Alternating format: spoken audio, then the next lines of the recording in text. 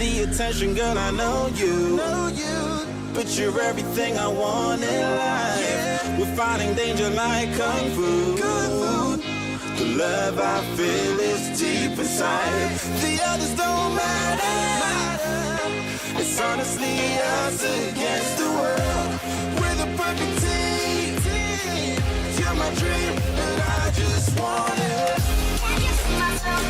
Can't get to myself. Can't get to myself. To myself. Can't get to myself. Can't get to myself. Can't get to myself. To myself. Can't get to myself. Can't get to myself. To myself. Can't get to myself. Can't get to myself. Can't get to myself. Oh baby, if you ever need a helper, hey, you should know that I'll be there day and night. Nobody else can love you better. I'm here just to treat you right. You're the reason I'm alive. You're the only pain I can endure. And when you're not here, you're my dream, but I just want it. Yeah, I just wanna. You're my dream, but I just want it. Can't get to myself. Can't get to myself. Can't get to myself. To myself. Can't get to myself. Can't get to myself. Can't get to myself. To myself. Can't get to myself. Can't get to myself. To myself. Can't get to myself. Can't get to myself. Can't get to myself. But I just want it. Deep inside, I knew from the start, you my bunny, I'm your Clark. From now to eternity, I give you all my heart. We are meant to be, it's clear to see. My love is bigger than I thought. I got everything I want when I hold you with my arms. The others don't matter, my love and my pleasure, the key to my treasure. Whatever's the weather, day up and out with you till I die. How many times for you I'ma try? Want you to notice the one and I know this perfect soulmate. I wanna show it my best friend. She's in my life, my happy end in hard times.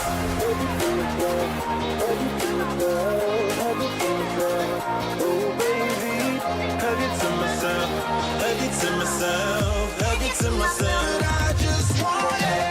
Can't get to myself, can't get to myself, can't get to myself, to myself, can't get to myself, can't get to myself, can't get to myself. I just want Okay. it.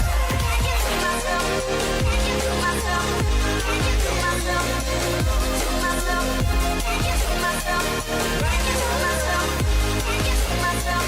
Oh baby.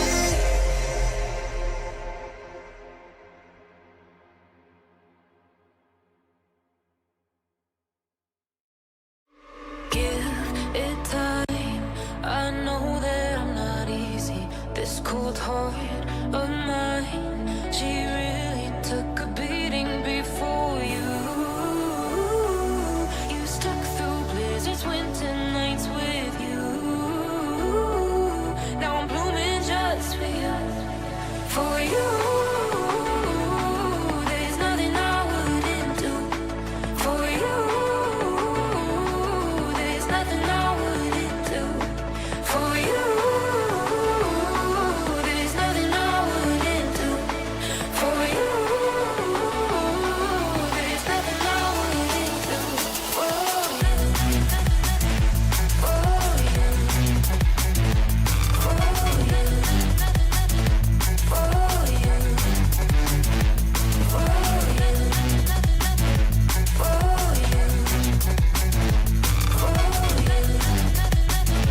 For you. Open eye, high blue skies for the first time. I got nightmares sometimes, 'cause I'm bracing for a storm I'm used to.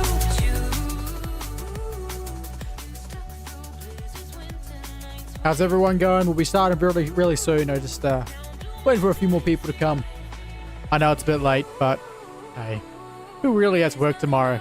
Surely you don't have work tomorrow when Germany's off going and electing people. How dare you?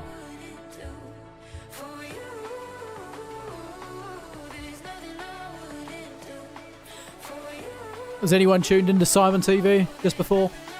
I tuned in for a little bit from about Fountain Pens onwards. Very good.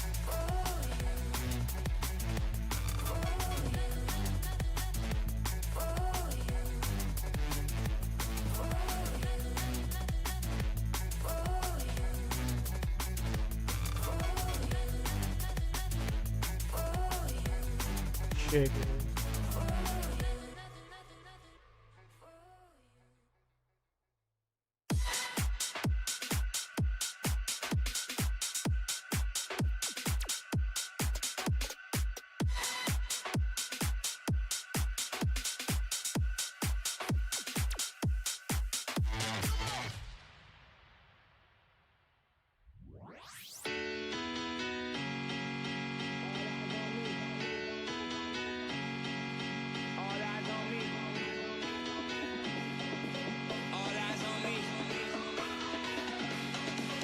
Currently live to YouTube, X, and TikTok as well. I've got TikTok integration for the chat, which makes that even better. First time I've managed to do that. I'm learning stuff. Welcome everybody. Might turn the tunes up a little bit. They're a bit down right now.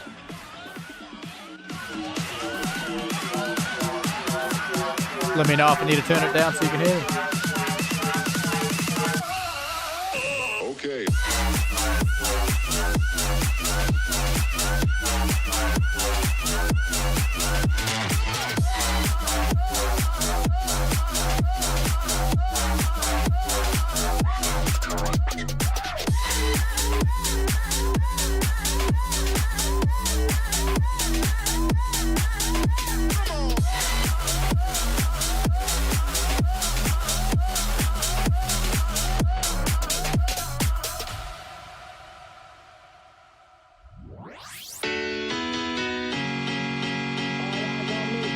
We'll start at 11 sharp, shall we? 11 on the dot.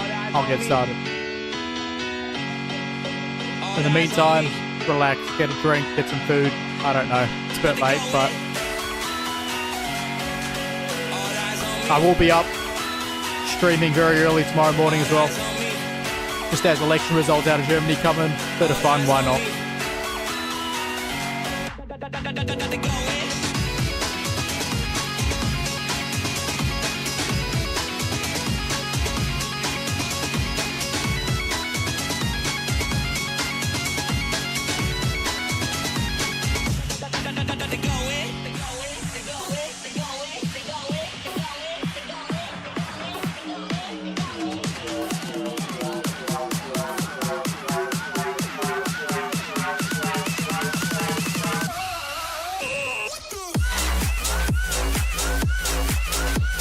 Good evening, Simon.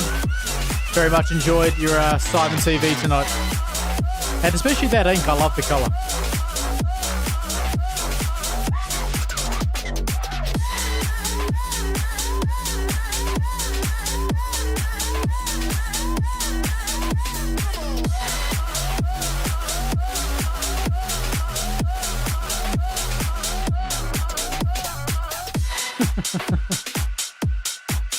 Daniel, the thing about Simon is you can talk as much shit about him as you like when he's right there.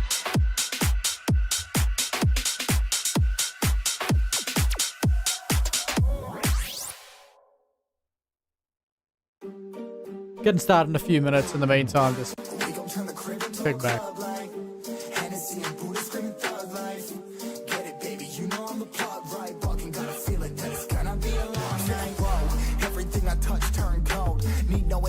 Cause they know Brit and Mo, I hit the lotto, my motto, roll up gelato and throttle a couple models staccato who fucking brought up the bottles. I'm gone ham, this ain't even luck, all planned. Y'all know who the fucks I am, burning bucks, smoke bands. Always been the MO since the start of this, and now I'm on a mission like I'm Artemis. Hey, we gon' turn the crib into a club like Hennessy and Buddha screaming thug life. Get it, baby, you know I'm the plug, right? Fucking got a feeling that it's gonna be a long night.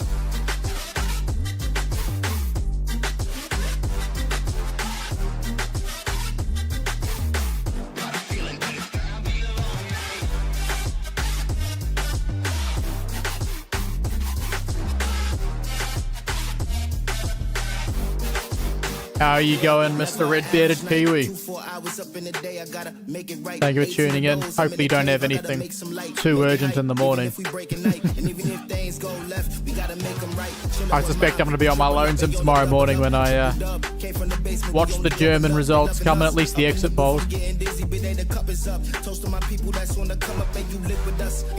Nothing beats an election, even if you don't particularly give a shit about the country.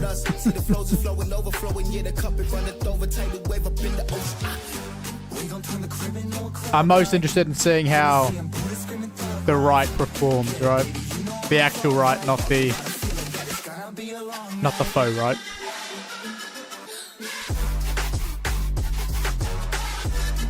Deutschland. Alternative.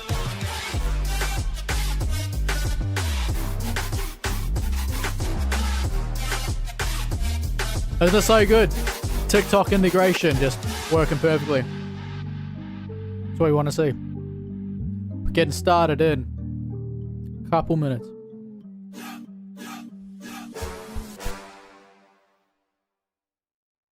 Well, what we need is we need it to do well, because the trend consistently follows around the world.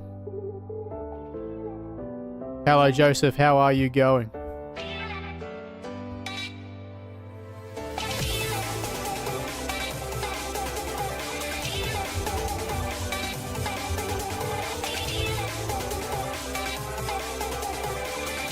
Great. What do we all think about these four interesting individuals on your screen?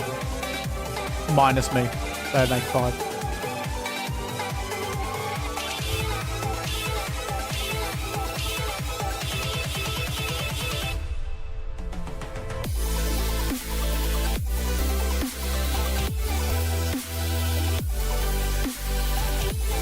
Of course it's awesome. Nothing beats some copyright-free music, just going hard.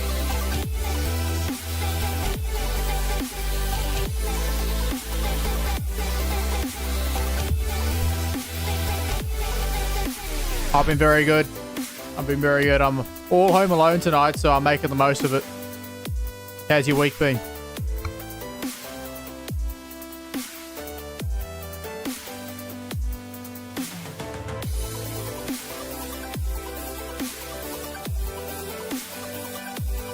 Yeah, the TikTok, the chat integration's working well.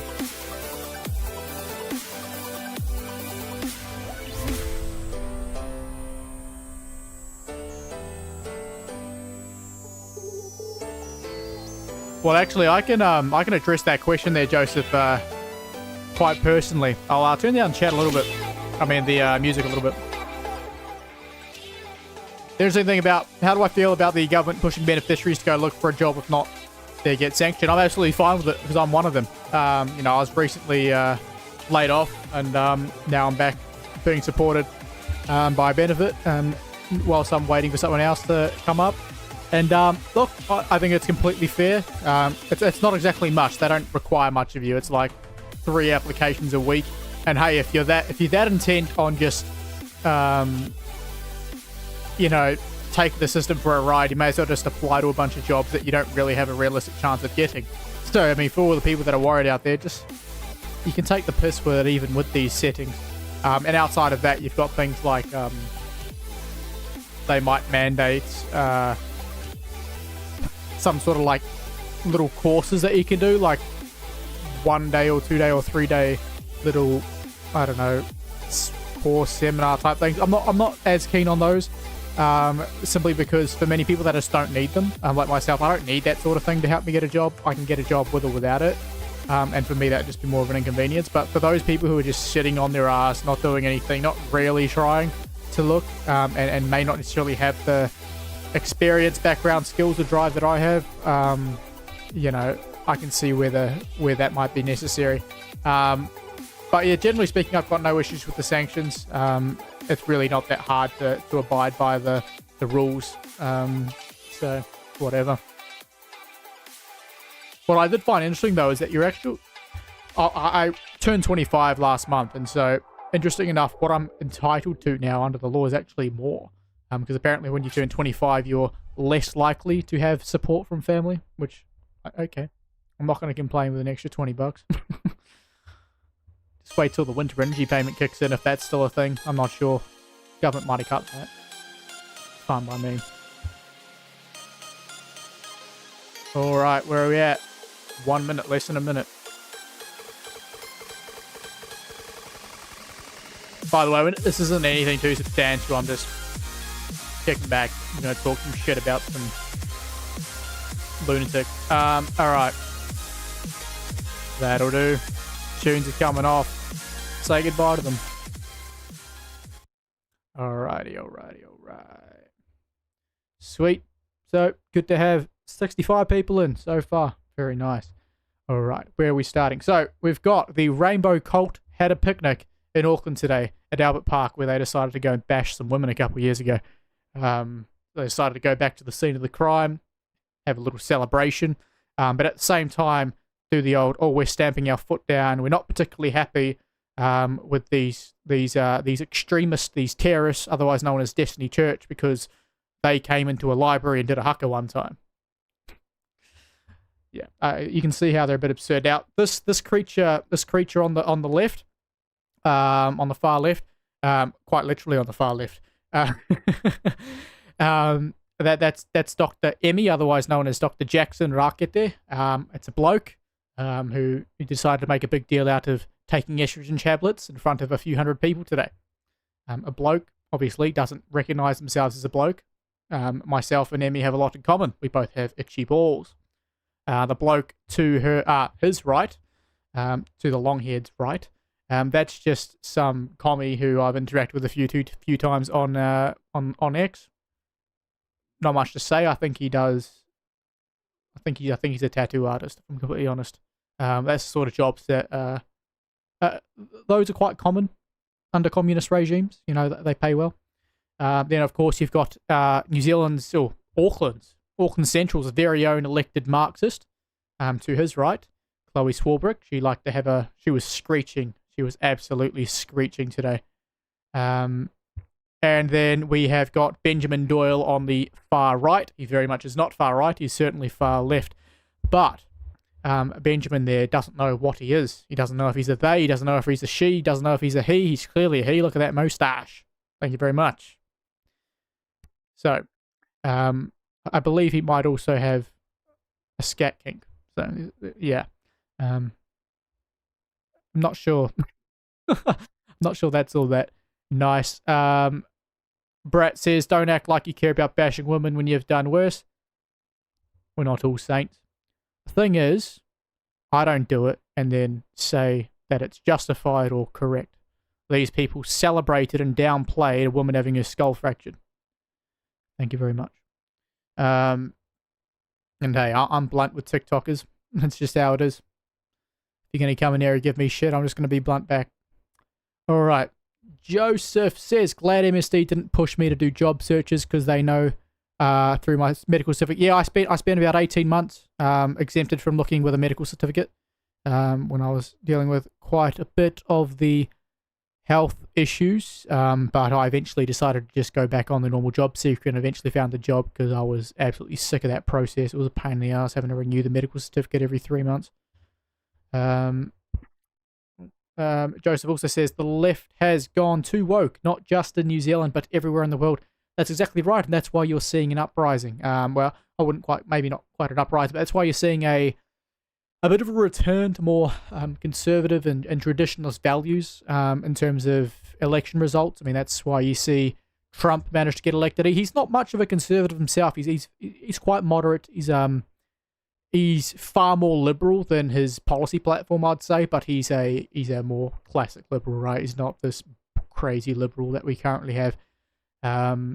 So, you know, that aligns at least with him economically, and all the other stuff, that's just party-based stuff, and he's more than happy to go along with whatever the conservative base want with respect to social issues. And most of that is pretty common sense stuff anyway, so you can't really find too much issue with that. Pat says, shit for brains and for dinner. Mr. Doyle, of course, he does indeed have both of those. Now, goodness, I am streaming to, 3 platforms at once, so internet isn't as good. Actually, to be fair, this is probably more CPU-related lag than internet. I do have a very good internet connection. Hello, this is the stream on our screen. Righty. By the way, if you haven't yet, I am now uploading to Substack, just some long form stuff. I got a little bit bored. I'll quickly open it up for you guys. I got a little bit bored, and decided every now and then I might just I have a i7 4790K, but I'm upgrading to a Ryzen 5. What is it? 30 something majiggy weedy. I'm upgrading to something. 7077. Is it 7600? Yeah, Ryzen 5 7600. Probably the X. In the next few months.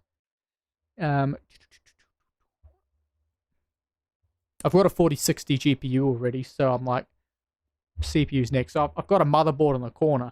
My new motherboard, I can't use it until I get the new CPU and RAM.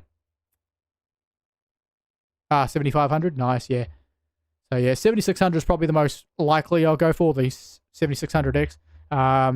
It'll do what I need. It's like a 250% increase in what I've already got. So, given my only issues are CPU throttling, I'll be good to go. But yeah, so I titled this "Make New Zealand Great Again." I thought it'd be a bit of fun, and it's nothing too substantial. But I decided, I want to do a little bit more like long form written content, just because I feel like I've got some potential to share a bit more, will be a little bit more insightful and thoughtful with what I'm sharing. So yeah, I did that. I think it's done okay, like views wise. All things considered, I think like maybe 40 or 50 people have opened it at least. So happy days there. But like I might upload something like maybe once a week or something, just because it does take a little while to write. Like that, what you saw just there, that took me about 2 hours to write. I'm a little bit of a perfectionist. At the same time, I did originally post it with a few typos I had to go and fix. So, Joseph says you have really good PC specs. I mean, yeah, certainly when I finish upgrading, they'll be very good. I was actually lucky. I managed to get everything that I'm currently using right now, with the exception of the GPU, which I only put about 30% of the I only contributed about 30% of the cost for. All of that I got for free, just hand-me-downs from my brother. I got quite lucky. You got an RX 7600 TX. Very nice.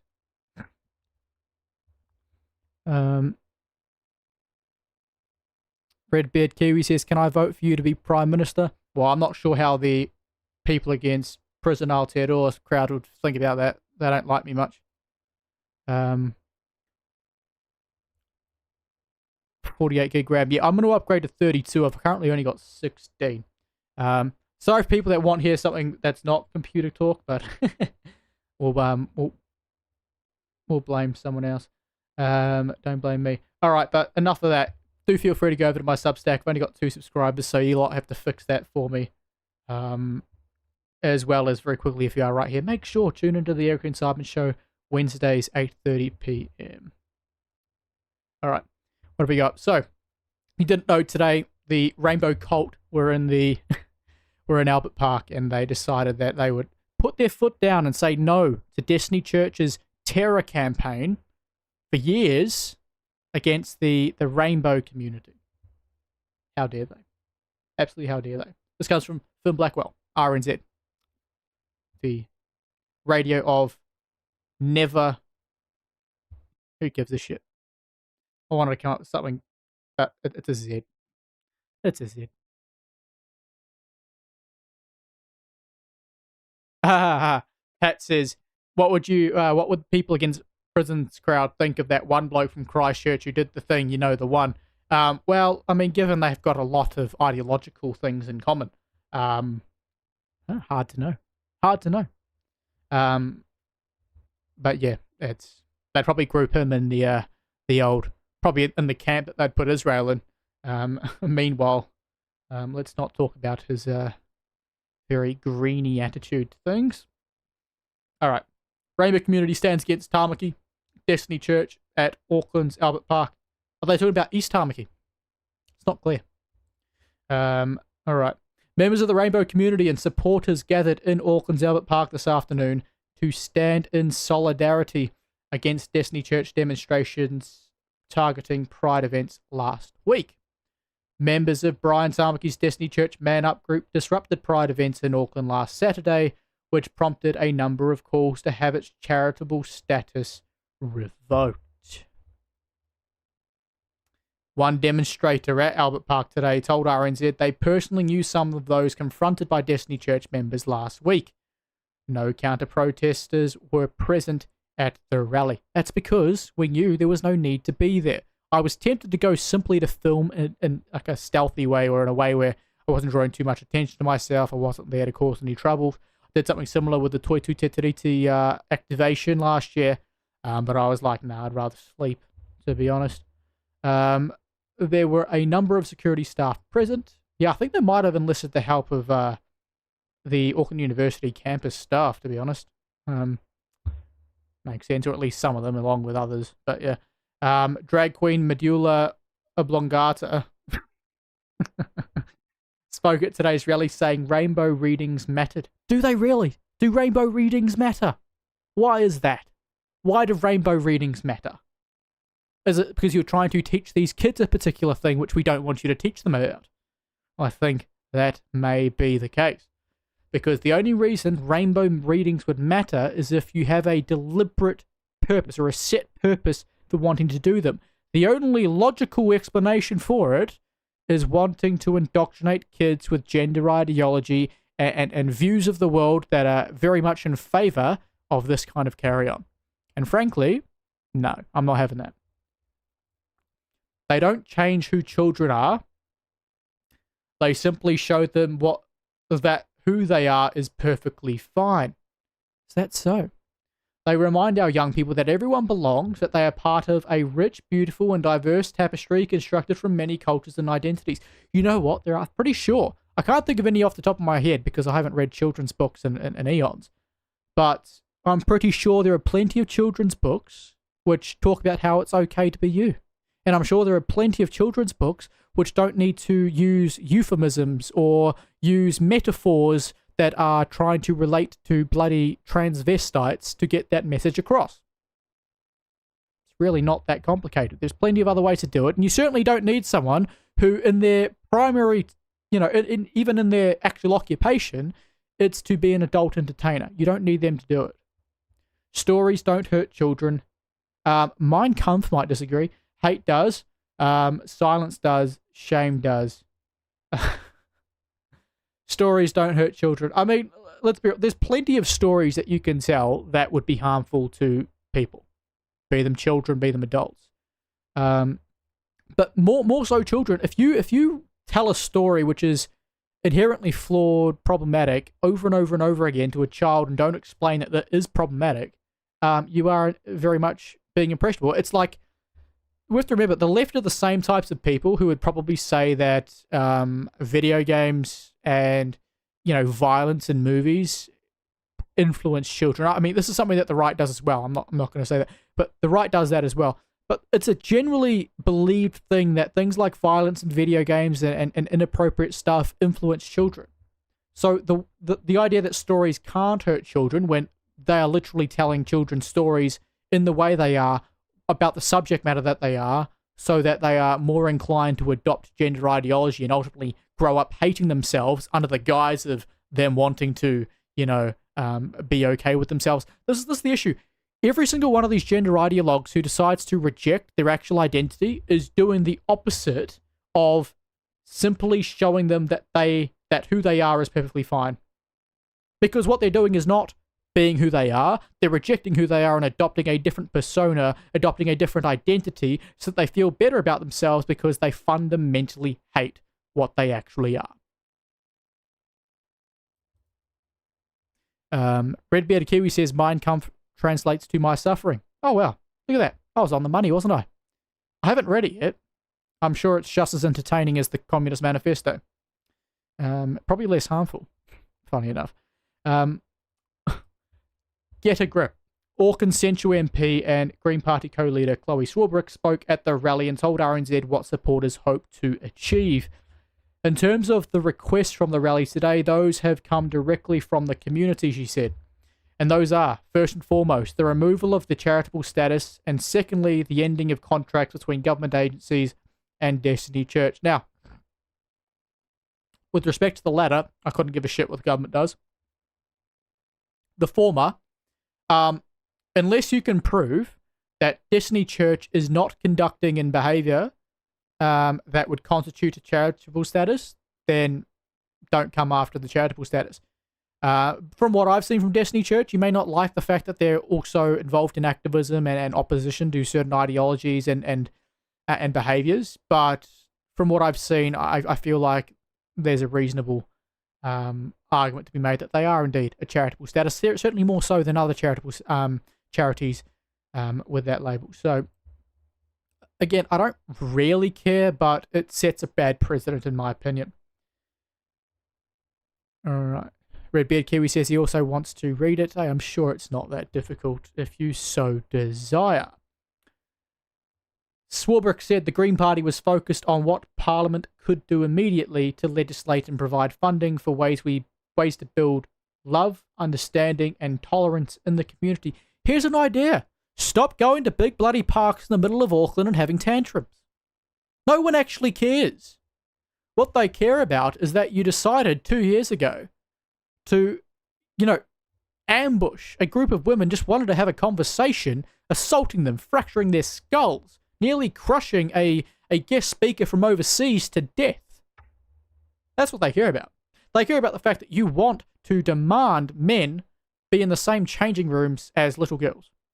What they care about is that you want to demand that your name be put up on the same level as an actual woman when you're a man. What we don't want is to see and to maintain this whole ID thing on birth certificates, which is quite frankly ridiculous. I notice in the US this week we've just had Hunter Schafer, who is a quite a popular transgender actress or actor, more appropriately dubbed. I don't care how much of a woman Hunter Schafer looks like, because they've spent a shit ton of money on cosmetic surgery and drugging themselves up. It's still a man. And Hunter Schafer had a hissy fit this week because obviously Donald Trump's policy is that there are only two genders and you are the one you were, obviously identified as at birth. And so supposedly Hunter Schafer's now had to have their birth certificate amended back to being how it should be, and that is being identified as a man, as a male. Pat says they wouldn't have any ammunition. It was just regular everyday Kiwis protesting about these people pushing their ideologies on children. Well, exactly. King Destroyer says, is NZ Foundation based on God and believe in the Bible's teaching? Well, that's what I thought. There was the early days of New Zealand, particularly kind of early 1800s, even all the way through the New Zealand Wars even, there was a strong missionary presence. Missionaries were kind of the backbone of European immigration and European presence in New Zealand even before the signing of the treaty. So, yes, it was very much founded. Many Maori moved towards Christianity at the time, even around the signing of the treaty. So, yes, I mean, there is absolutely no reason at all why the country has decided that that's not true. That we were never a Christian country. We fundamentally are. We're part of the Commonwealth, who's a deeply religious, family of nations. For the most part, founded on Christian principles. And that's okay. There's nothing wrong with that. There's nothing wrong with that at all. That looks like funding grassroots rainbow organizations. How about no? Who are currently doing this mahi on the smell of an oily rag. Let it stay that way. Ensuring that there is proper fulsome funding for gender affirming care and surgeries. In other words, they want the government to fund children destroying their bodies inside out, sterilizing themselves, and they want the government to fund them mutilating themselves at the earliest possible opportunity. And and according to them, I would be the crazy one. According to them, Destiny Church are the terrorists for opposing a group that is telling the government, demanding the government sterilize our children and cut off their body parts. But we're the crazy ones. I mean, could you gaslight any harder? And ultimately, also our government taking some responsibility in getting rid of bills that look to inflame the cultural wars of people's access to things like bathrooms. I'm sorry, but if there was ever a government app that I would support, it's one that actually says what your bloody biological sex is. It'd be like, hey, okay, have you got the What's My Gender app? And it tells you exactly whether you've got a cock or whether you've got a vagina or whether or not you cut it off. Get a grip, she added. I think you should get a grip, frankly. Swarbrick said the backlash to the previous demonstrations was from Destiny Church was love.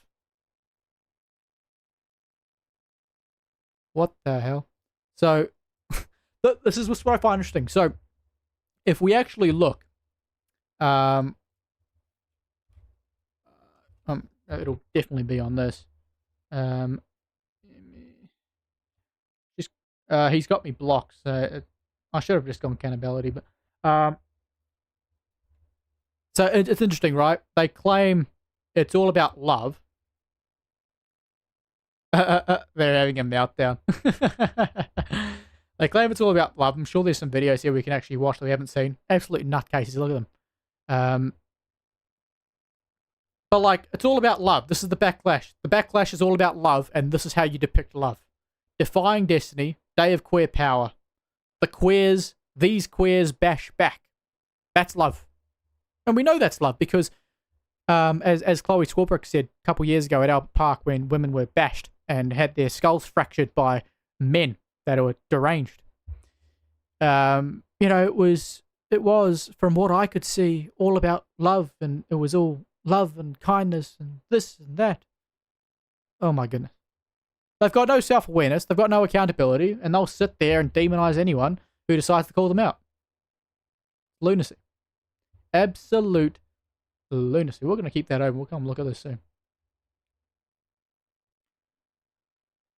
Pat says the Greens are absolutely insane. I tend to agree.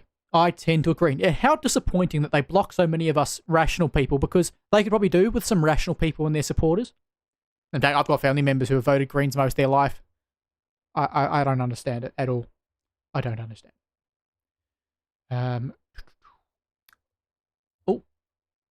Look at how we've turned up in force and claimed our power. Oh, yes, you claimed your power big time by standing in a circle, dancing, doing these weird little, do a D, do a P. That's very powerful, I must say. And then sitting down and clapping as a grown-ass man with long hair and a skirt decides to take an estrogen pill live for everyone to see. And then clapping as Chloe Swarbrick may as well be bloody citing the Communist Manifesto verbatim. Oh, reclaiming your power? No, you're just a bunch of Marxists who have nothing better to do than sit in a circle patting yourselves on the back. It's pathetic, quite frankly. A Destiny Church spokesperson said Sunday's protest was of zero interest to them. Fair enough. They weren't doing anything that warranted being protested against. They were just sitting around embarrassing themselves. We haven't noticed any protest action this afternoon. Did a protest happen? They said. That's a valid point. Did a protest really happen? I do hear that there was a little bit of chanting at some points or another, but let's be real. This is basically just a picnic for a bunch of clowns. Hello, Shelley. Welcome to the stream. Shelley the Kiwi says, poisonous dart frogs are green. Exactly. They're green. I'm sure you can find some poisonous frogs that are shades of Te Pāti Māori as well. Police presence at protest. A spokesperson said they were aware of the protest. We have been in contact with organisers and there will be police presence in the area, they said. Our focus remains on people's safety and our staff will respond to any matters if they arise. Charming. Charming, charming, charming. Nothing happened. They needn't worry. Although, apparently, Rainbow Youth, they set off, we'll go over it soon, but they sent out a, kind of like a, oh yeah, bit of housekeeping, a bit of warning. You might want to, cover up this, cover up that, act this certain way, be near adults, kind of, make sure you have an exit just in case people go crazy, just in case there's counter-protesters freaking out as if they were some victims who are going to get bloody ambushed like they ambushed the women the other week, or the other year, I should say. But let's quickly read what Emmy's caption is here before we actually watch it.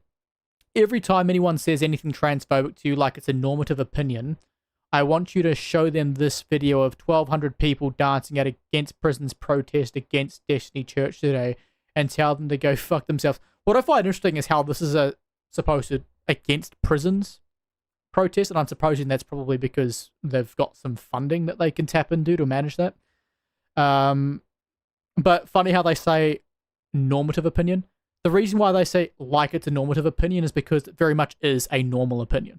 And the whole normative thing is their postmodern bullshit to try and detract from the fact that they simply are on the wrong side of history.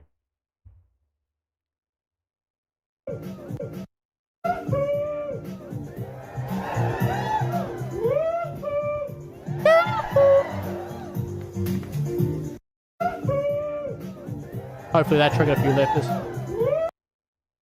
Kuragi. I mean, like, what the hell is that? Yeah. That's one way to get power back, people. Powerful. The whole idea of 1,200 people as well, I'm like, you're looking at maybe 500 if you're lucky. I mean, I think the edge is kind of down the bottom right there, and it kind of swings around and goes back a bit. 1,200 is ridiculous.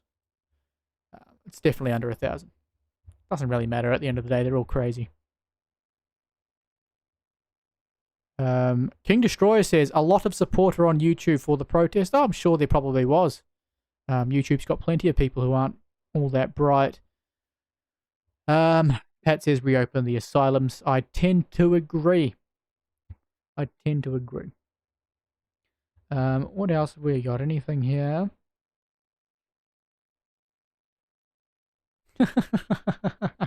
Evie says, today's Against Prisons demonstration against Destiny Church brought in approximately as many people as are members of Destiny Church.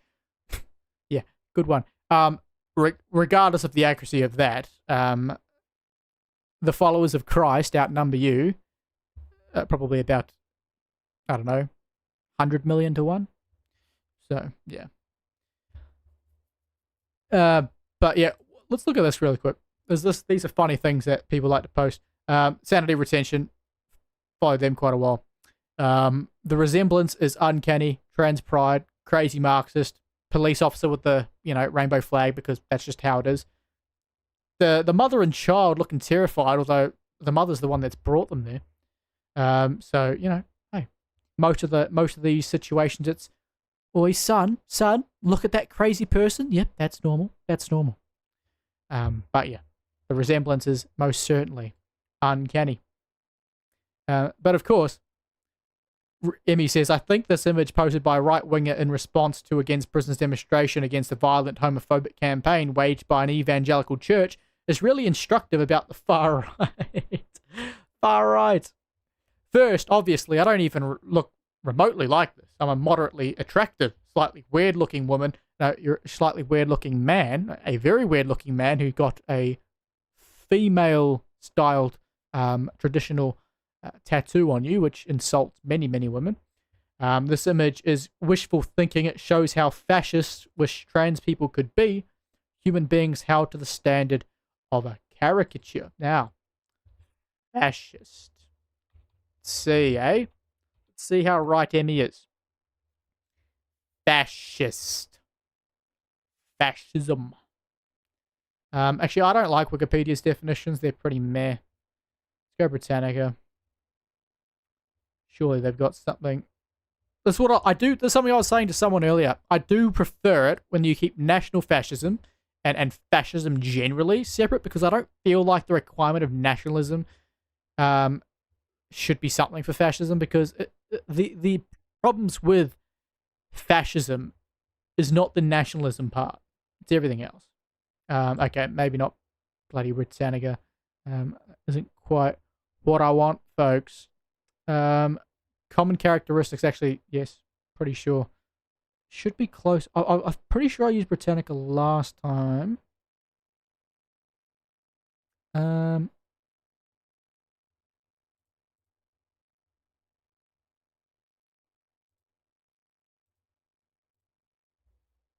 mean, obviously we know, but I like to be very, very precise when I'm trying to give someone shit. Fuck, you know what? Let's use as far left of a definition as we possibly can. A populist political philosophy, movement, or regime, such as that of a fascist, that exalts nation and often race above the individual, that is associated with a centralized autocratic government headed by a dictatorial leader, and that is characterized by a severe economic and social regimentation and by forcible suppression of opposition. Now, that's what I want to focus on, because let's just take the whole nationalist shit out of it for a second, and turn the often race into identity politics. Because let's be real, fascism's only been around about 110 years, and there have only been so many examples of it, and there are variations of it. There are variations of, well, there are ideologies which are similar. So let's actually look at it. So if we turn often race into just identity politics, then that'll help us guide this a little bit. And also, let's just put aside the whole when it's actually implemented, a fascist state is implemented. You do, of course, have a centralized autocratic government headed by a dictatorial leader that is characterized by severe economic and social regimentation, and forcible suppression of opposition. And why I want to say is, let's put aside not only what I spoke about with race and switching that with just identity politics, but also putting aside the implementation of it all, is what do these people actually believe? If allowed to implement the world, make the world in their own image, create the society, structure it the way they want, how would that look? Well, listening to people like Emmy Rakete, like Clobby Swarbrick, like the far left Marxist Greens, and the rest of them, I can tell you for a fact, that they would have a centralized autocratic government headed by a dictatorial leader who said, oh, no, I'm just here to help you, a bit like Jacinda. And it would be characterized by severe economic and social regimentation. How so? Well, for starters, they're bloody Marxists. You'll be hard-pressed to find a gender ideologue who doesn't have a soft spot for Marxism.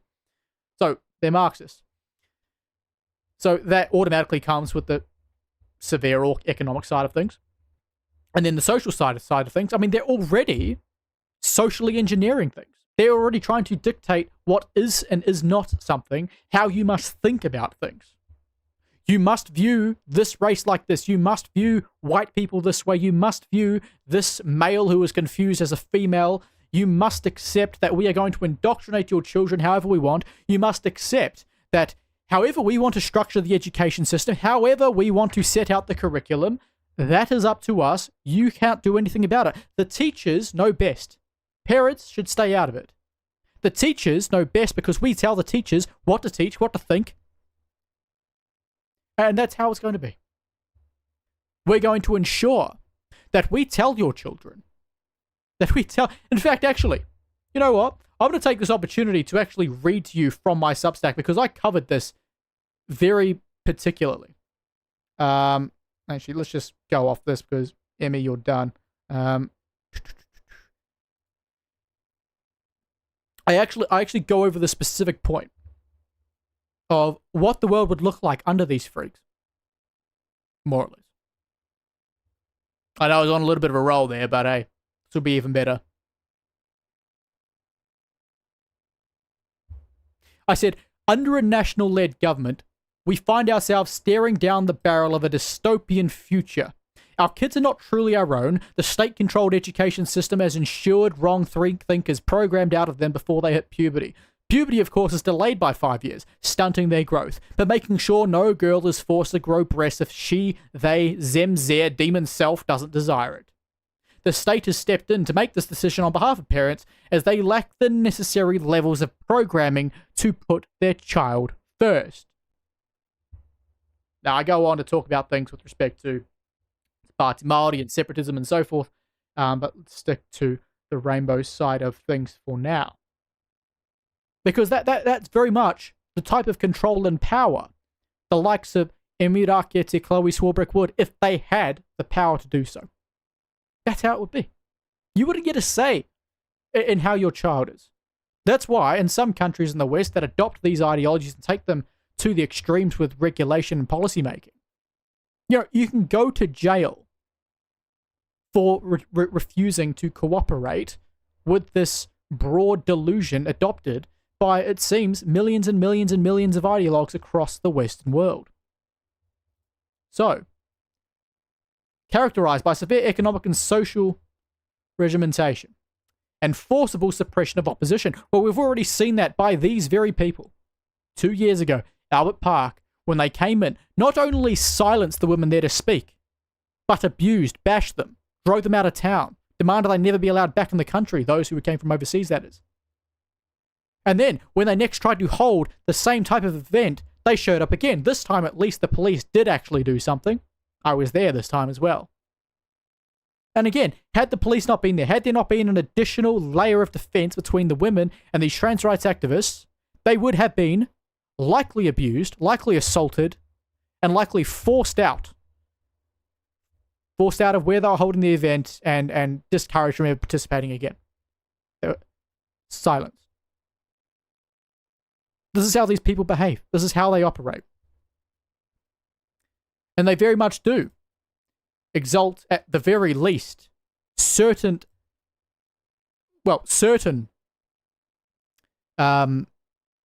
identifying features as being particular things. They view it's a little bit of a complicated one, right? Because right now, what they're driven by is the marginalized versus the oppressor. And to them, the marginalized are the most valuable people in society. As long as you're marginalized, you have a special place, and everything that happens should be about advancing your interests. So it's complex. But yes, you could very much argue that as applying to them also. But the important thing here is it most certainly doesn't apply to myself. It most certainly doesn't apply to Sanity Retention, who made that funny little, image. So yeah.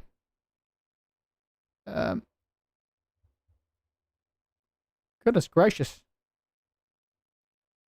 Was this? I'm just looking at this now. I'm presuming this is me when I was having some technical difficulties.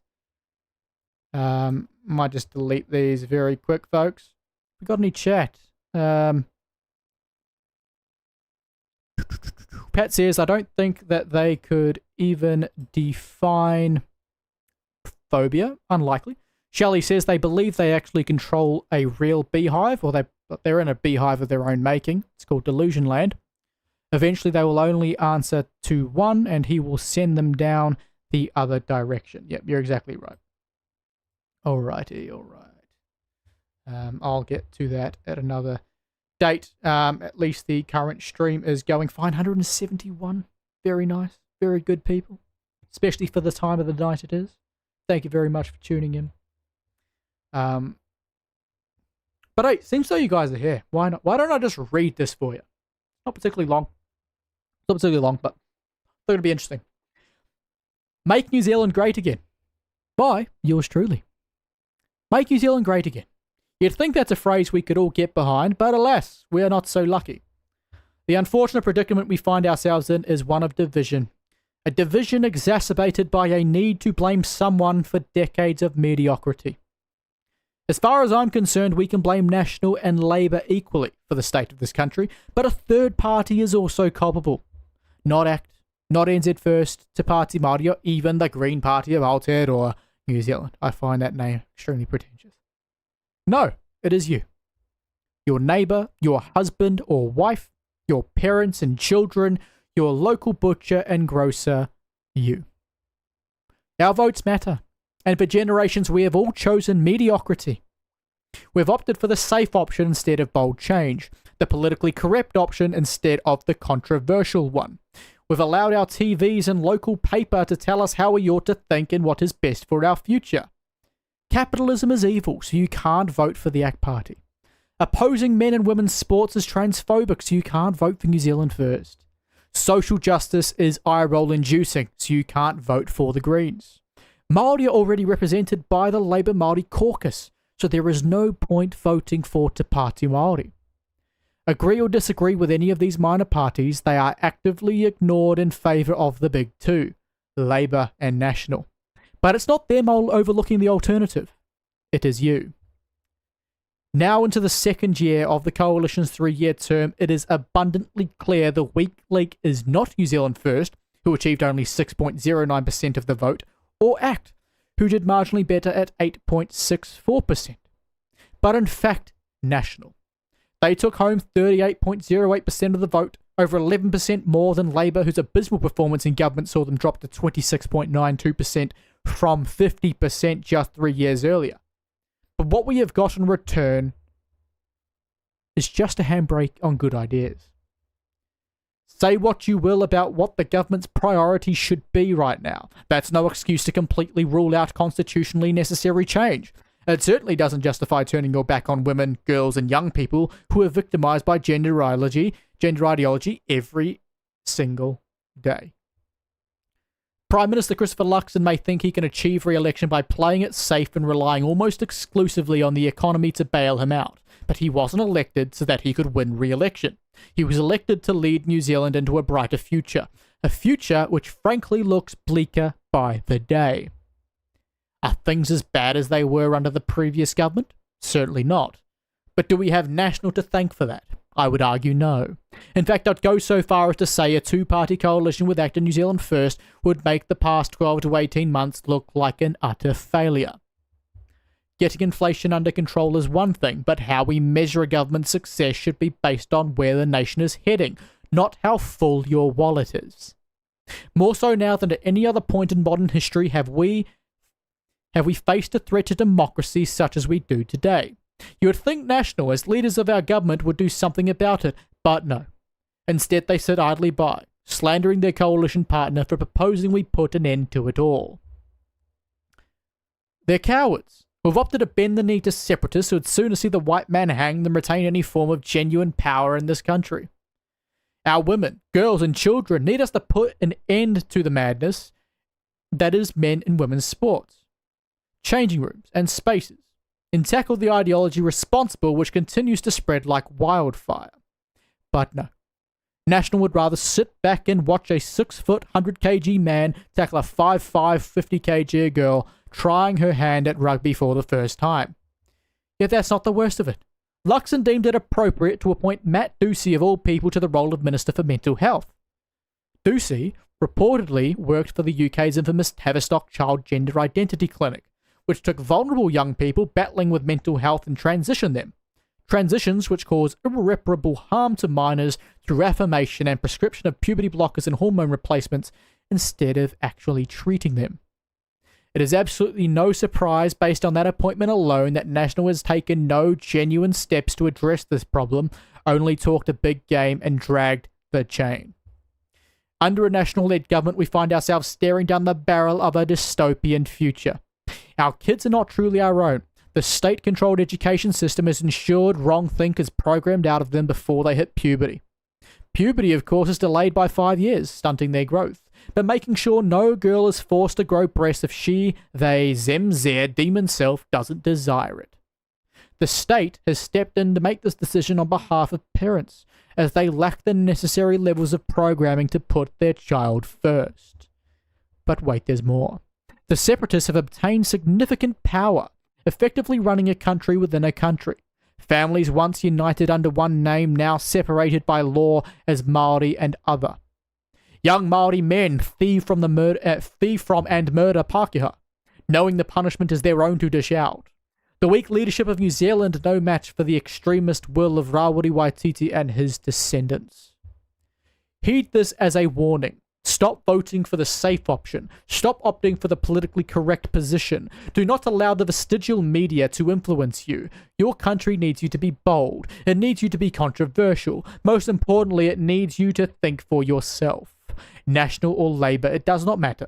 Both have failed you time and again. They failed your parents, they failed your grandparents, and they will sure as hell fail your kids too.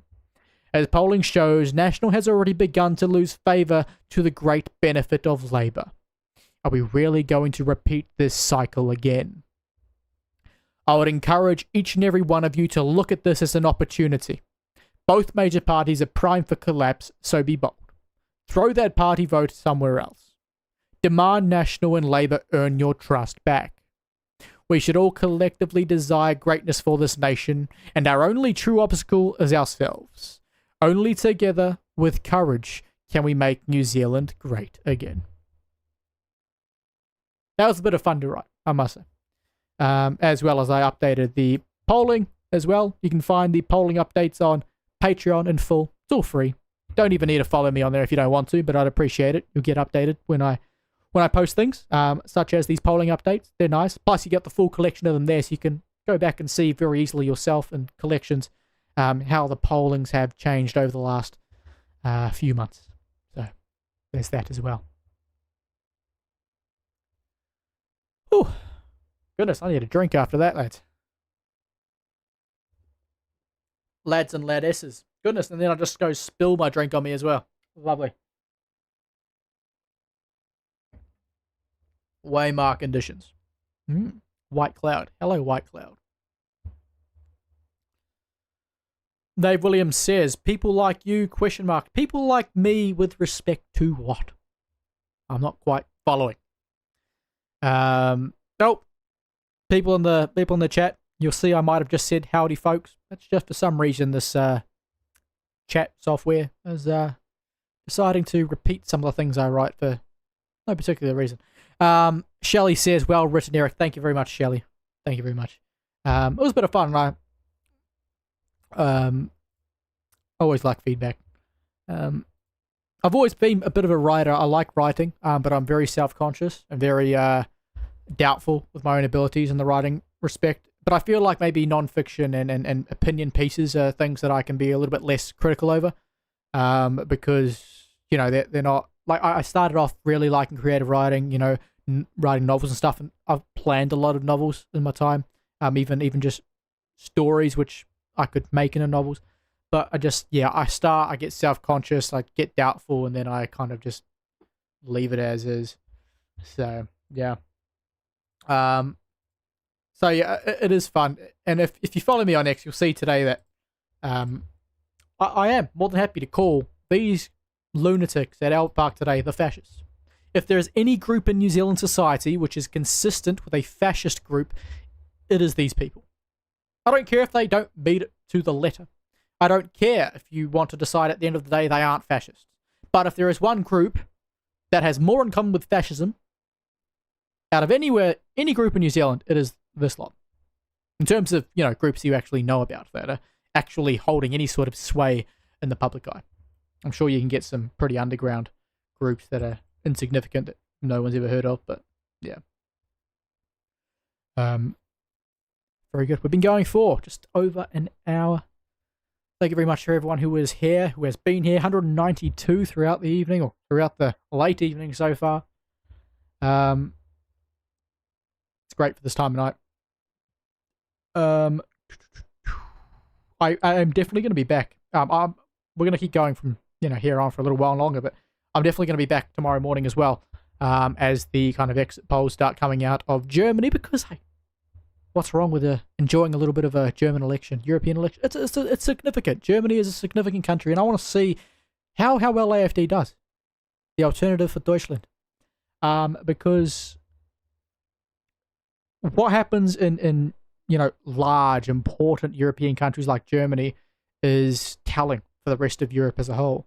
And quite frankly, the more power and sway AFD has in the German parliament, I forget what they call it, the Bundestag or some shit. I don't remember. But the more power they have, the more to the right the current government and the current favorites for the election are likely to move to the right. And apparently that's already been seen in some of the rhetoric, at least with respect to immigration, if nothing else. So what we do know is that the way that Germany kind of works is they ruled out working with AFD on a long-standing principled basis that they don't affiliate or go into coalition with extremist parties. But if I'm looking at AFD, from what I've seen and know of them, they're no more extreme than Reform. They're no more extreme than to be fair, the left calls Donald Trump a fascist leader, so, I mean, is it any surprise? But yeah, I mean, Reform, like, the biggest criticisms of Reform have been the nationalist elements, not Reform, of AFD have been the nationalist elements, from what I've seen. And the nationalist elements, from what I've read, aren't particularly extreme, they're pretty rational. But nationalism in Germany is understandably a sore point, and, so opposing immigration in that way gets them a little bit antsy. But at the same time, it's all just, deep state bullshit trying to keep out rationalism and uphold globalism. And that's what I found interesting is I was watching a BBC podcast because why the hell not? I thought I'd torch myself for a little bit earlier. And they were talking about how, AFD have come out and said they're not extremists on the whole immigration issue. They're pretty rational, and here's why. But then they also said, oh yeah, but like the security service in Germany has kind of come to different conclusions. I'm like, yeah, but that's like the FBI saying that Donald Trump is colluding with Russia and shit. Like, I don't care. I don't trust it.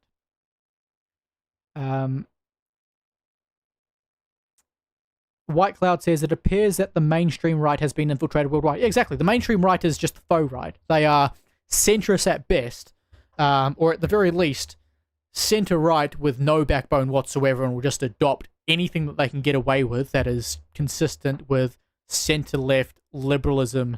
And the adoption. This is the thing, right? Is like you can sit and look at the Democrat Party. You can look at even Labour. You can look at reasonably center-left governments like, I don't know, the Canadian Liberals, stuff like that, and think, oh yeah, like economically speaking, they're not exactly Marxist in their policy, but what they're all doing is they're contributing to the establishment of globalism, right? And once globalism is fully established, you've all of a sudden got a much reduced level of sovereignty and ability to have any influence over your life.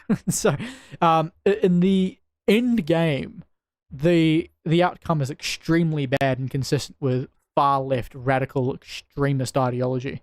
But because they're doing it through the methods that they are, they can do it without it being all that obvious to people who aren't actively keeping tabs and looking at it.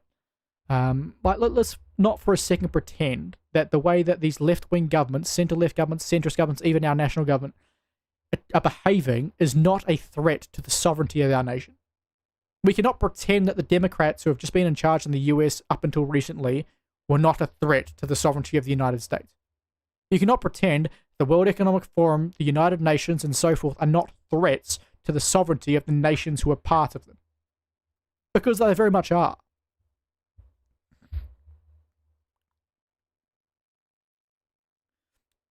I did see this before, Shelley, I forgot to get to it, that you get told you should write a book all the time, but you never learned to read and write till I was 17. Wow. To be fair, I couldn't really read or write. I certainly couldn't read particularly well until I was like 6, and I did this like extra additional like rainbow reading type help thing, and all of a sudden I was really good at reading from not really being able to read at all.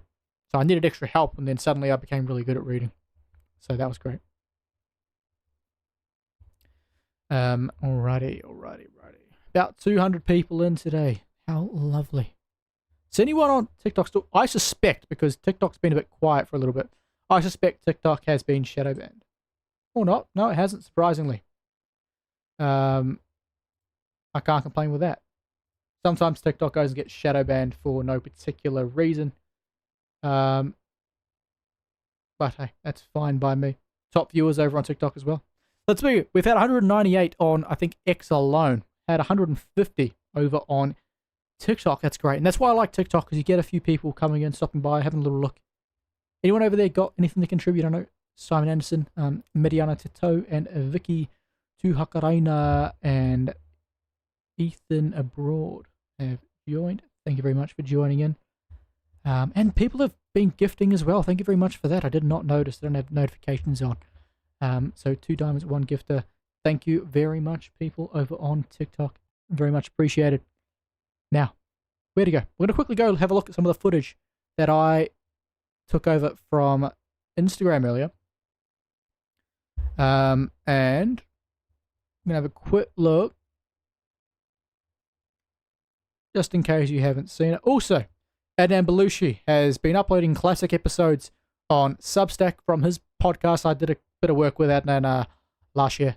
Did a couple of podcast episodes with him. Feel free to check that out. The only issue with this is how bloody red my face is. I was not a fan of the lighting in that room at all. At all. But hey, what are you going to do? There's this very same room I used to record the Eric McRae show in. Very good. I made sure we had better lighting for my show. Just by positioning the cameras and that differently. Shout out to Adnan. Certainly worth the follow. He's a funny guy. Let's just have a quick reminder very quickly of Albert Park and some of the behaviour that we saw in Albert Park last year, courtesy of footage that Simon shared. Not last year, 2023. Courtesy of some of the footage that Simon was given and shared online for us all back then.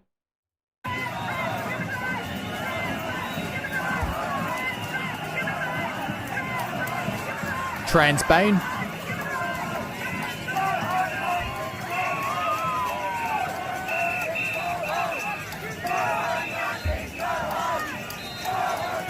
These are the brown shirts, otherwise known as the rainbow shirts.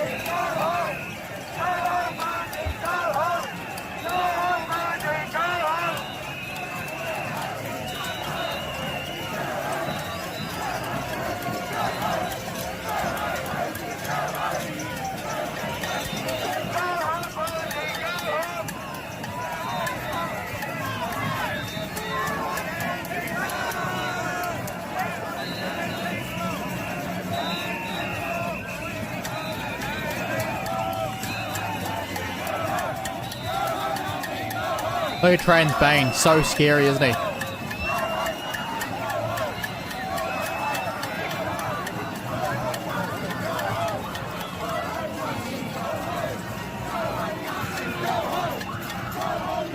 mean, who the hell rocks up to one of these things in a mask and gauntlets? Bloody hell. That looks like a lovely woman.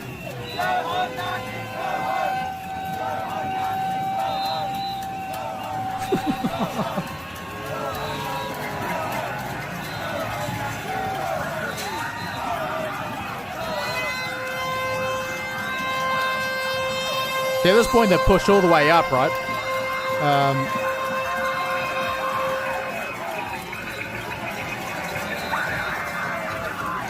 This was all women, not affiliated with them, and they're just pushed all the way up.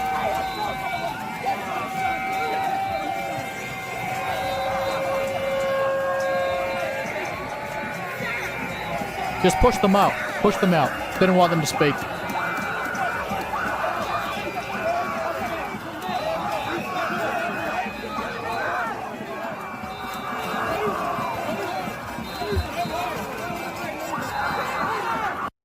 Neeks, this was Albert Park in 2023 when the trans rights activists attacked women speaking at Albert Park and basically forced them to leave, silenced them. So, Posey Parker, who was a guest speaker of the day, was assaulted. The person who assaulted her was subsequently convicted, but was a slap on the wrist. Heavily affiliated with the Green Party. Yeah, essentially it was a slap on the wrist. They should have been deported. They're still here. Yeah, and today again they were at Albert Park, but this time it was just the trans rights activists having a sook.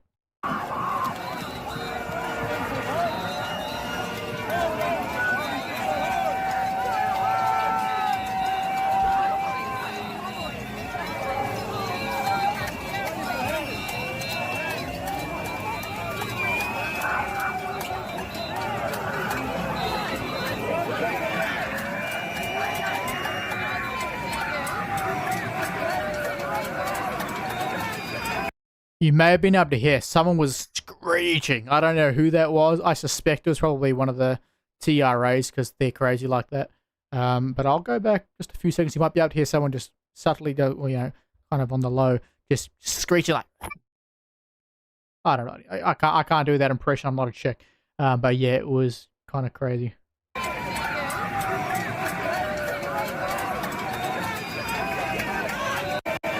Yeah, it sounds like a go home Posey, go home, but where your voice is just cracked the entire time and it's just like.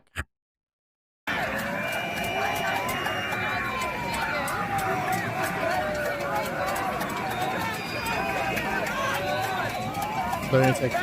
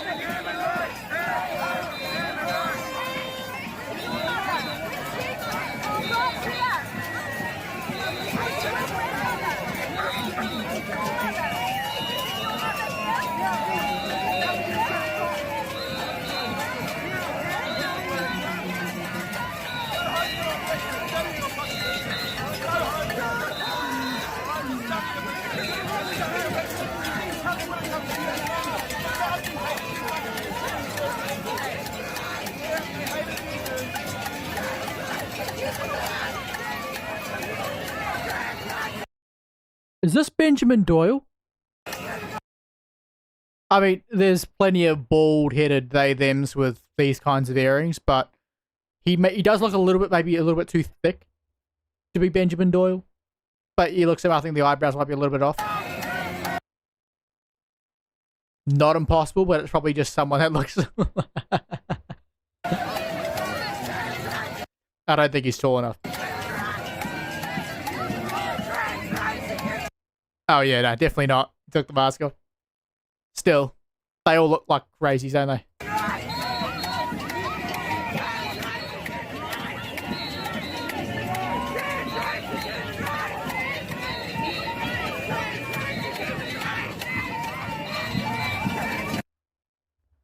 So anyways, those were the nutters 2 years ago who decided to bash women for speaking.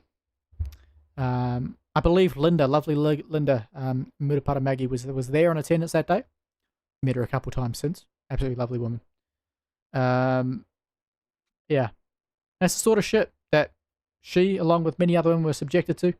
And that was just the tame stuff where, you know, that was just a bit of pushing and crushing and stuff. The actual other angle, especially from high above, which Simon did take himself, those really show just how dangerous it was. You don't really get the impression from there just how dangerous it was, but also not this area, but other areas there was full-on assault, you know, women getting their eye sockets fractured and stuff like that. It was a terrible, terrible day. And generally speaking, no consequences at all. In fact, the police aided and abetted the behaviour, including the assault. And of course, the Green Party celebrate Eliana Rabashkin, who was responsible and convicted for the assault of Posey Parker with the tomato juice. And I feel like that conviction only actually occurred because Posey Parker is such a, out in the open, prominent figure, at least in the space. What else have we got? So we had here Rainbow Cult chair in unison as male leader takes estrogen. This is what I was talking about earlier when Emi Rakete was taking estrogen in front of everyone. What I say to that idea is that this is my estrogen. I didn't take this today.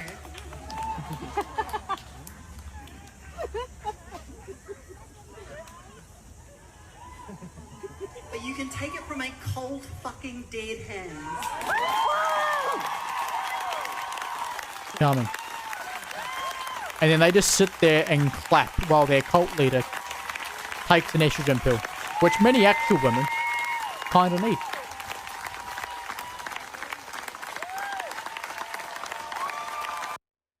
So quickly looking at the comments, Nick says, damn, lots of screaming. DJ says, looks crazy in the eyes, and Nick as well says, so what's the whole thing about? I understand these one-sided and another side who don't agree. So what happened was Posey Parker, who's a prominent feminist voice in the UK, against, like gender ideology and women at the very least being forced to share changing spaces, toilets, and sports with men, or these men who claim to be women. She came over here and had wanted to have a meeting, have a talk at Albert Park 2 years ago, and because they wanted to do that, the trans rights activists, led primarily by Chanel Lal at this occasion, the Mantis himself, they came in, they weren't having any of that. They busted through barricades set up to keep the group separate, assaulted people and forced them away. Posey Parker hasn't returned since. Posey Parker, watching some footage of her, there was the very real possibility that she was, well, unfortunately knocked over. She wasn't in this case, but there was a real possibility that happened, and if she did, there's a realistic chance she would have been crushed to death. And she was getting crushed as it was, while standing. So, yeah. Did they have a party or one of them get beaten while they were marching in the first place? So, yeah, no. No one got assaulted or anything from the trans rights group at all prior to it. They just simply showed up because they didn't want the women to speak and be sharing their views.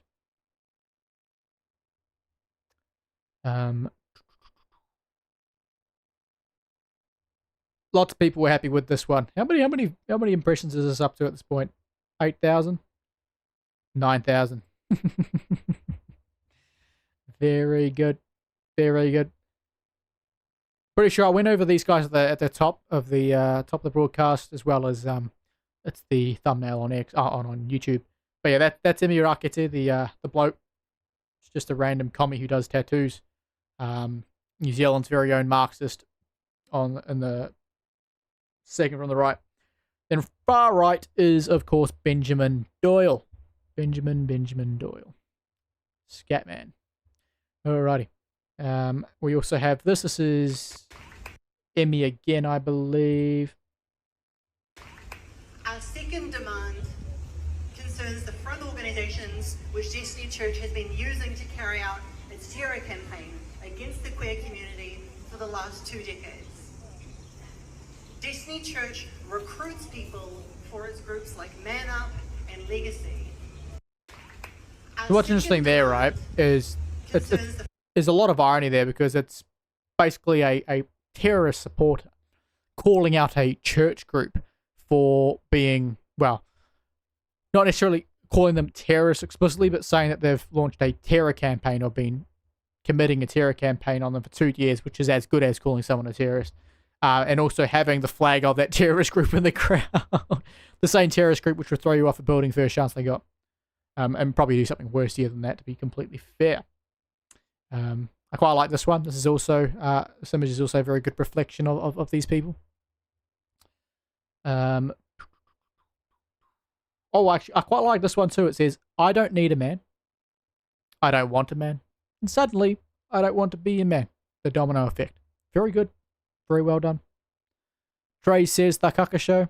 Well, Benjamin Doyle does indeed enjoy a good Kaka Show. What else we got? Hamas. Oh, we've already watched that one. Oh, yes. Auckland Central's elected Marxist, Chloe Swarbrick, addresses the crowd. I won't show you that one because we've got a extended version of it. Somewhere not too far away. I've done a lot of posting today, as you can tell. Here we go. Marxist Chloe Swarbrick screeches to a crowd of self-identifying sheep. Christopher Luxon. Oh, yeah. That was a trans joke if you didn't get it. Christopher Luxon, as you can see, she's very Karen. Christopher Luxon, let us make sure that everyone has a house and everyone has a decent income, because let us not forget that anything other than material redistribution of power and wealth is tokenism. Put down the Communist Manifesto.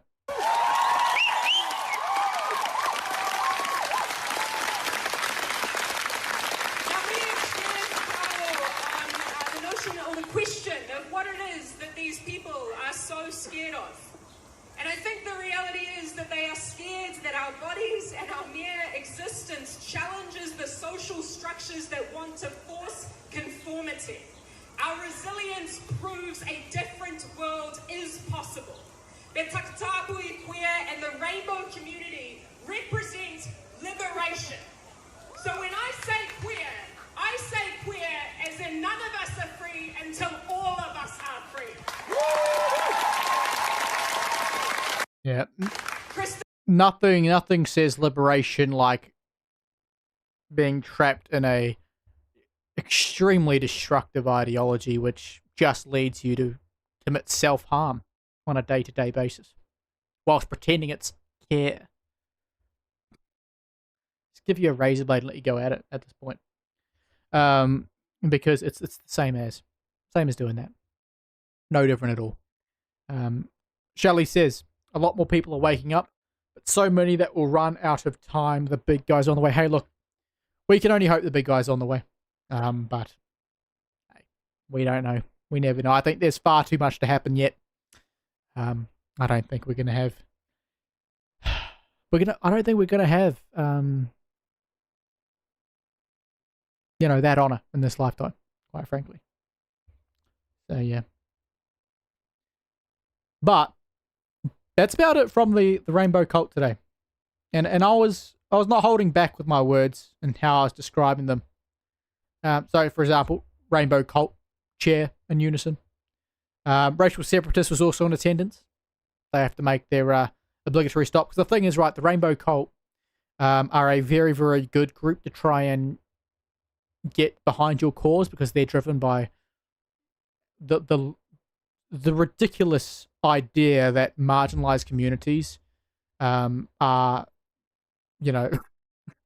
this group that you must support, and it doesn't matter what they believe in. So yeah. I also said absolutely no one is surprised these four Marxists are hanging out. No, we should. And Elliot Ikele makes a great point here. They don't turn up to March for family events. They don't attend March for Life events. They don't support Christian events, but they'll march in LGBTQIAP+ parades. If New Zealand National Party specifically avoid family, Christianity, and the unborn, who was the New Zealand National Party voter? Exactly. They weren't, of course, at the event today. They were at Pride last week, but it's a very valid point. I also found this one funny. Nazi versus Democrat. Socialism. No guns. At least not for the average folk. Censorship. Media control. Media mind control. Yeah. Abortion. Hate Jews and whites. Worship the government. It's not wrong. It's not wrong at all. A lot more in common than people would like to admit. The gathering of rainbow fascists. That's what I mean. I didn't hold back today. And it really is. You really think that fascists from the 1930s, the 1940s, even the 1910s and 20s didn't have a lot of normies? They wouldn't have been successful without lots of normies. You need lots of normies, and there are a few people in here that will be, generally speaking, normies, but they are ideologically captured and don't understand just how delusional the people they are supporting are. How dangerous they are. Shelley says, won't happen in my lifetime, but I believe my job for God is to teach this to our grandkids and kids. Absolutely. Well done. Good on you. Oh, we also saw this today. This is insane. This is insane. Sake of things that wasn't copyrighted music. It probably was.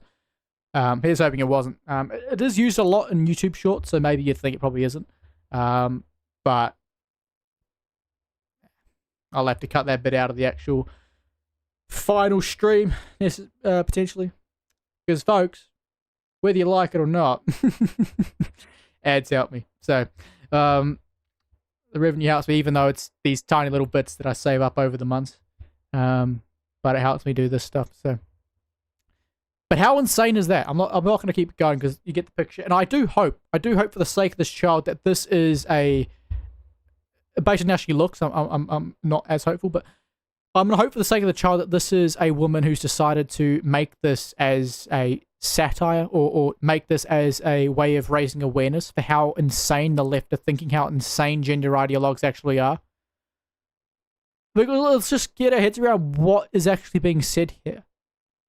That a 14-month-old baby, a baby boy, has had its hair done up like it's a girl, has had some makeup put on its face, and the mother says it's trying to get...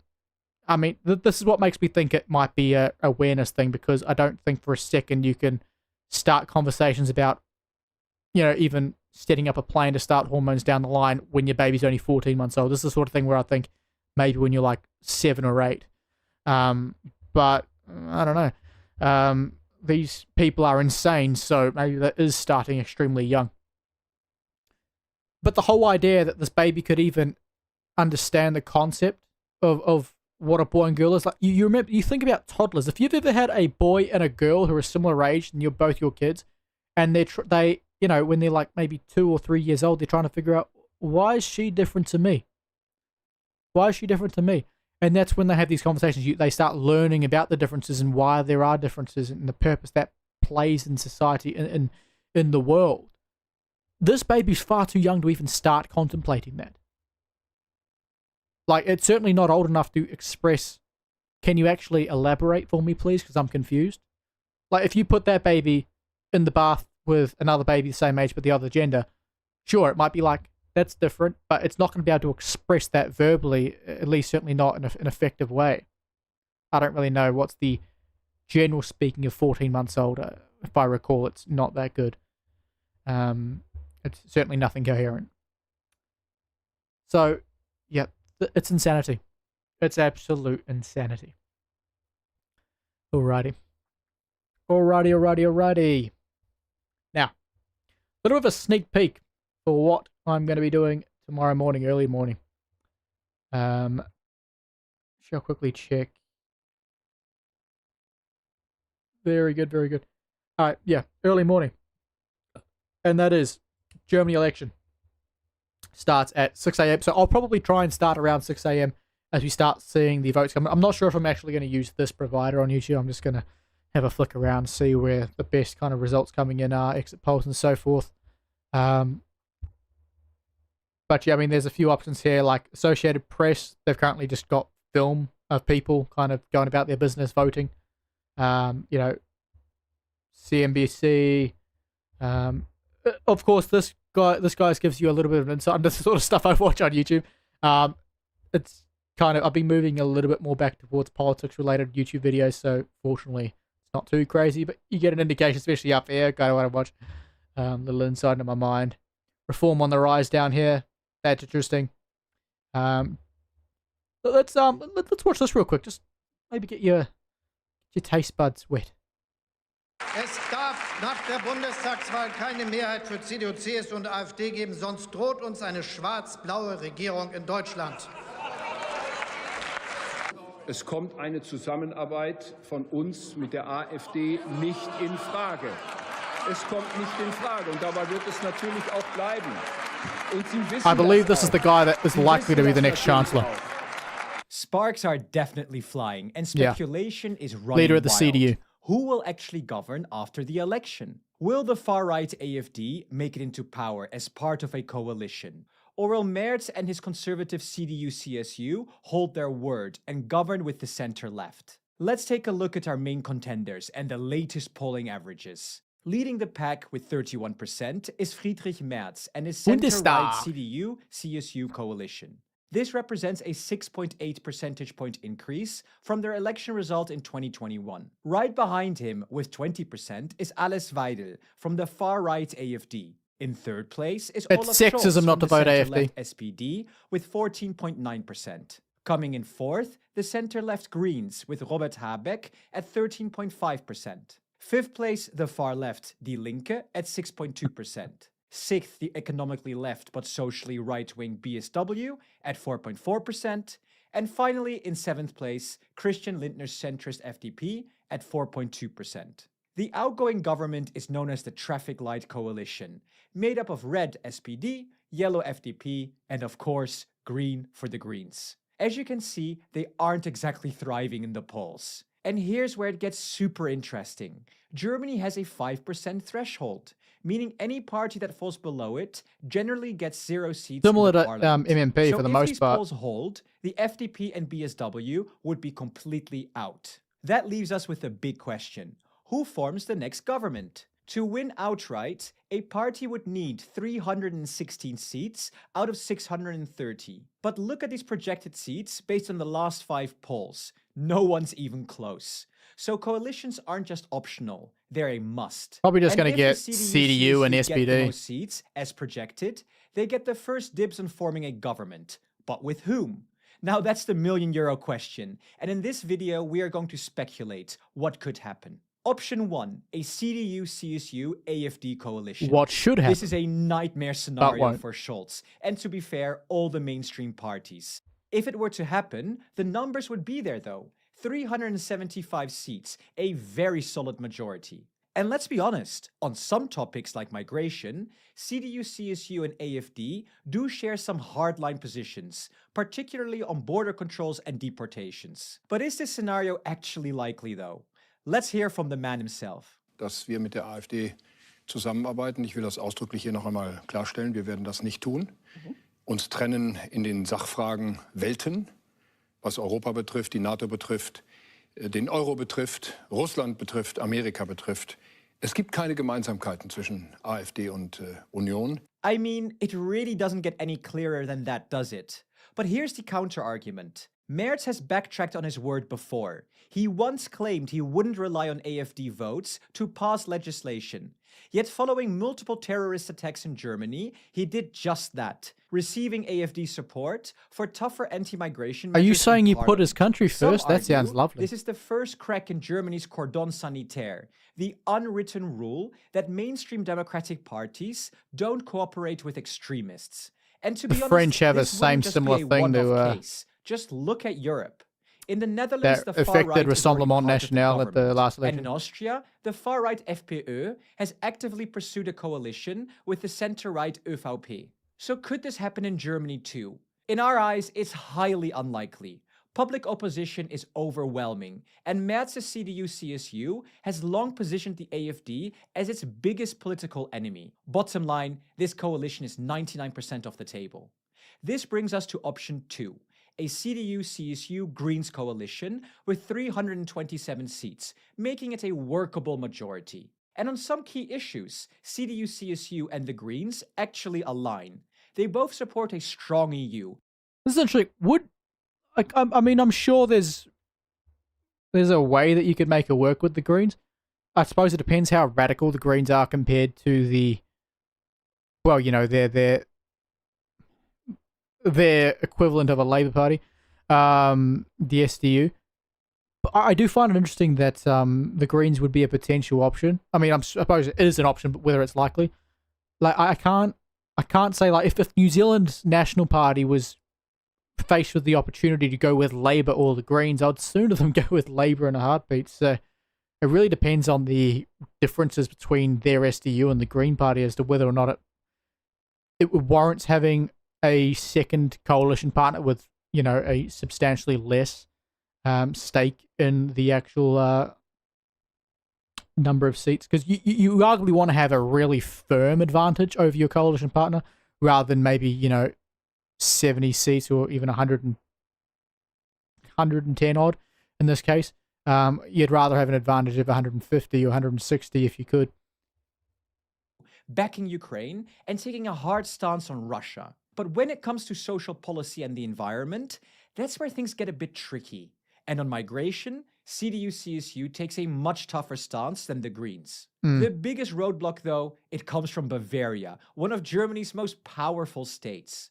Markus Söder, the Bavarian minister-president and leader of the CSU, the CDU's sister party, is deeply opposed to this coalition.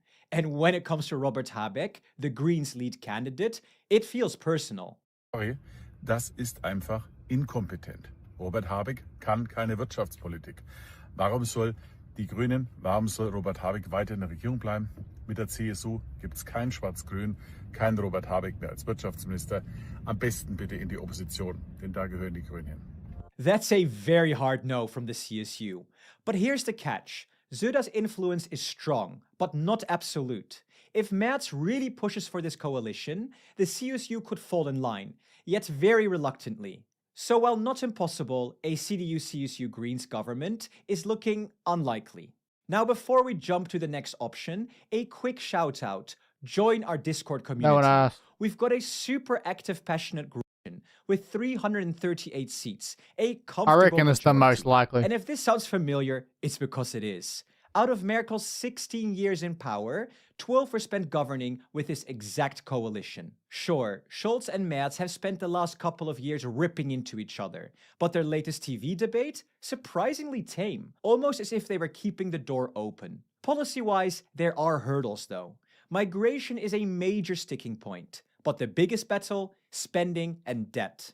The CDU-CSU want to cut bureaucracy and government spending to finance tax cuts, military investment, and Ukraine support. Meanwhile, the SPD insists on protecting social programs like the Bürgergeld initiative and wants to borrow more, pushing to reform Germany's debt brake, something the CDU-CSU doesn't really like. But despite these differences, if the polls hold, this coalition looks like the most likely outcome. But, and this is a very big but, all of our analysis so far assumes that the polls don't change and that the FDP and BSW remain below the 5% threshold. But what if that doesn't happen? Take the BSW, for example. They're hovering right near the 5% mark. If they make it into parliament, it could dramatically shift the political landscape. If all other numbers stay the same, here's what happens. Option 2, CDU-CSU and the Greens, is no longer possible. Their combined seats would fall below 315, meaning no majority. And option 3, CDU-CSU and SPD, this still works, but just barely, with a razor-thin 4-seat majority. Now, imagine the FDP also makes it in. That would mean neither option 2 nor option 3 is viable anymore, forcing Germany into a 3-party coalition. And given how well that worked last time, well, let's just say the last one collapsed. In this scenario, the most probable outcome would be the so-called Germany coalition, made up of the CDU-CSU, SPD, and the FDP. This makes most sense because FDP and CDU-CSU have significant policy overlap, especially on economic and fiscal issues. And then there is a scenario that throws everything into chaos. Let's say the BSW makes it in, but the FDP doesn't. And at the same time, the CDU-CSU loses just 2% to, let's say, the AfD. Sounds unlikely? Well, it really isn't, as some polls already put the CDU-CSU lower and the AfD higher. And if that happens, the CDU-CSU-SPD coalition no longer has a majority. So what then? The most likely outcome would be a Kenya coalition. The CDU-CSU, the SPD, and the Greens. This will require some serious political flexibility. These 3 parties have starkly different priorities, and getting them to agree on a governing program would be, let's just say, very complicated. It might even result in a minority government if talks fail.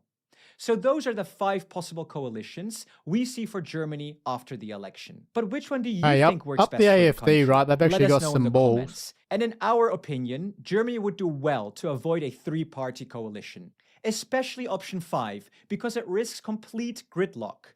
And with so many pressing challenges in Germany, Europe, and globally, we need a government that is strong, decisive, and capable of getting things done. If you want to dive deeper into what the next German Chancellor is planning for Europe and beyond, check out our in-depth analysis here, where we break down their entire foreign policy, plans for the EU, security, Thanks, mate. defense, I'd buy you a and coffee, Ukraine. but I can barely And buy once myself again, one. to support us further, please consider joining Patreon.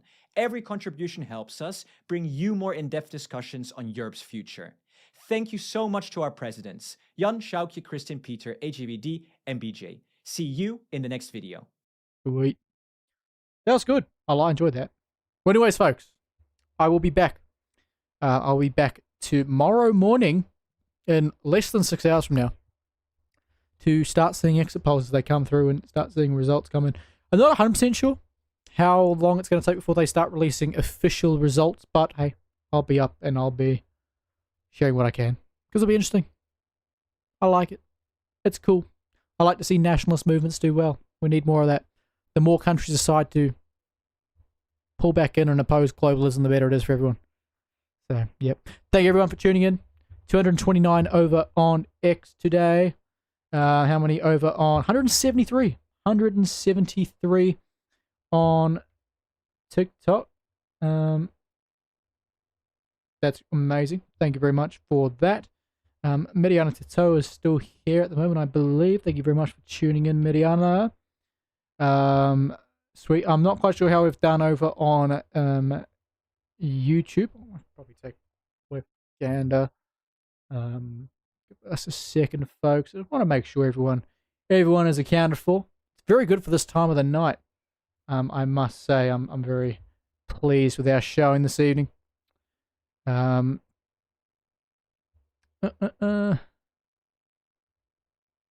have we gone? Sweet, sweet, sweet. How have we gone? Sweet, sweet, sweet.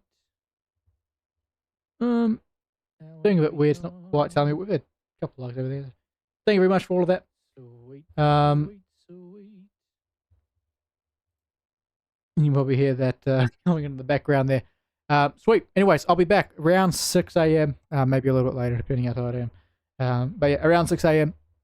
If you're busy up and about, maybe you're having your breakfast before you have to go off to work or something, do feel free to tune in, listen to my nonsense. So yeah, thank you very much, folks. If you don't join me tomorrow, be sure to join myself and Simon for the Eric and Simon Show Wednesday, 8:30 p.m. New Zealand time. Thank you very much. Have a great evening.